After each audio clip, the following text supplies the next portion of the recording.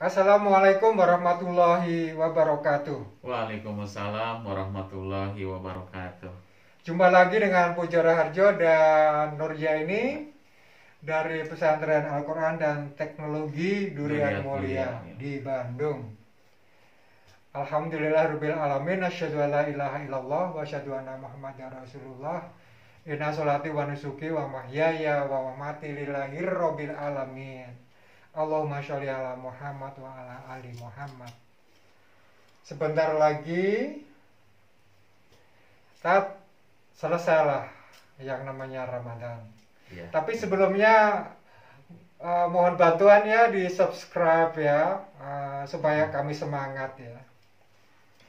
Jadi sebentar lagi kita selesai yang namanya ibadah Ramadan itu.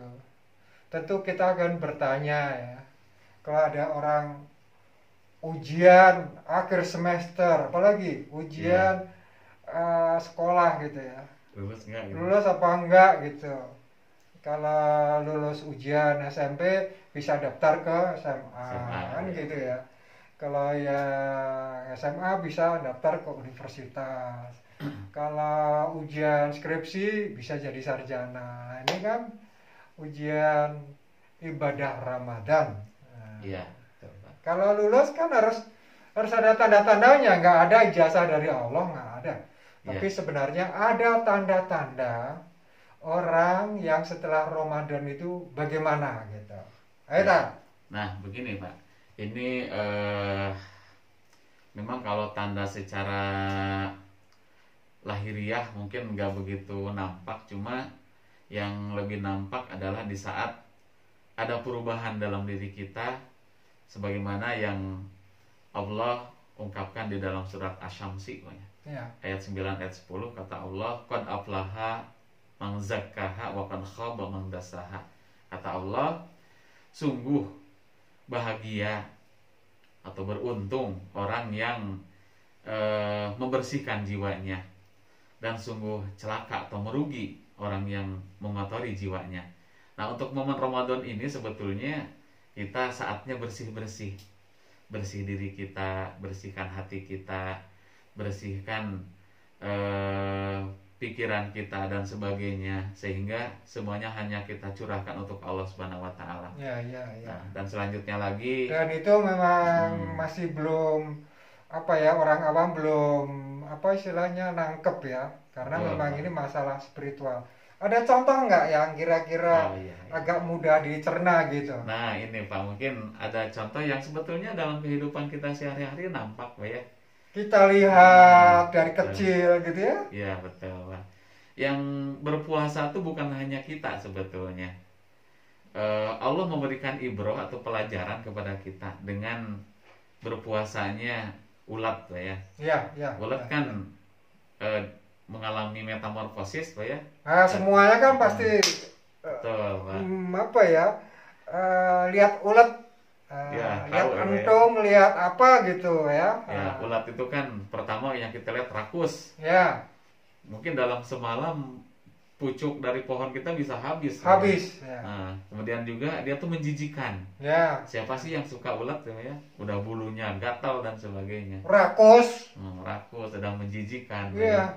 Tapi di saat dia sesudah kenyang makan, kemudian dia masuk ke dalam kepompongnya dan kemudian berpuasa, mungkin sekitar berapa hari lah, kurang lebih 2 mingguan.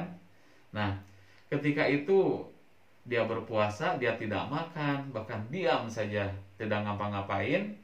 Dan kemudian ketika keluar dari kepompongnya, maka berubah wujud menjadi satu kupu-kupu yang indah, Ya. kupu-kupu yang warnanya menawan, Kaget bahkan ya. Wah, yang cantik dulu gitu, menjijikan Iya, menjadi kupu-kupu yang begitu cantik ya. cantik dan indah Pak ya. Nah, ini yang diharapkan dari ibadah Ramadan.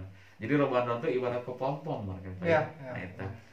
Kemudian ada juga yang kedua, Allah memberikan pelajaran kepada kita. Ular. Ular itu di saat dia sudah merasa mungkin kulitnya udah tua atau gimana, dia juga sama, berpuasa beberapa hari, entah mungkin seminggu atau 10 hari. Nah, kemudian dia diem dan dia berpuasa. Dan ketika itulah, ketika selesai berpuasa, maka dia berganti kulit menjadi ular yang muda lagi, yang gesit lagi.